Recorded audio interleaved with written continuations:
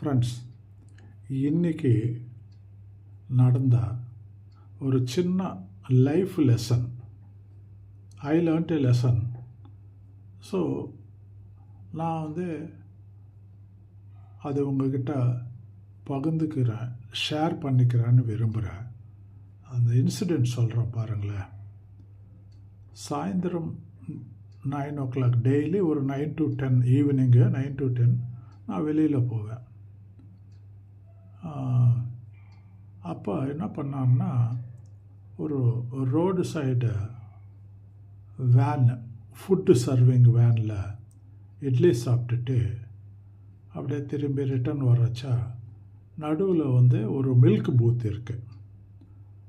எங்கே அது டைரி அப்படின்றாங்க, நம்ம ஊர் சைடு மில்க் பூத் அப்படின்னு சொல்கிறோம். நந்தினி, எங்கே கவர்மெண்ட் மில்க் பூத்து நந்தினி. ஸோ அந்த மில்க் பூத்தில் ஒரு 1/2 லிட்டர் பால் வாங்கிட்டு வீட்டுக்கு வந்தான்.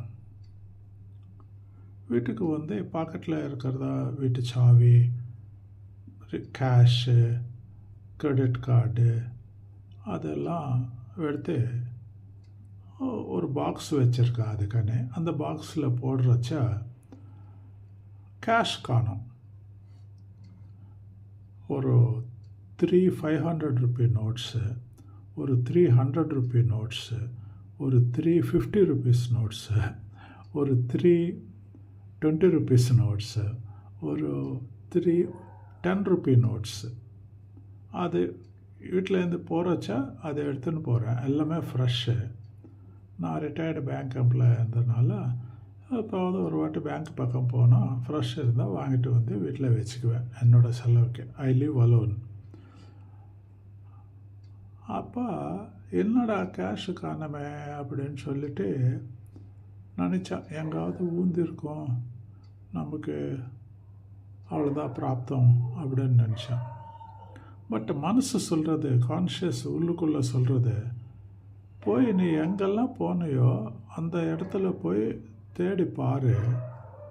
இல்லை யாராவது எடுத்து வச்சுருந்தா அந்த கடைக்காரங்கக்கிட்ட, 2 கடை போனால் எல்லாம் இட்லி கடை, அந்த பால் மில்க் பூத்து, அவங்க 2 பேர்கிட்ட கேளு, கடித்தாலும் கடிக்கலாம் அப்படின்னு சொல்லி இன்னர் கான்ஷியஸ் சொல்கிறது. அதே மாதிரி போய் கேட்டாங்க.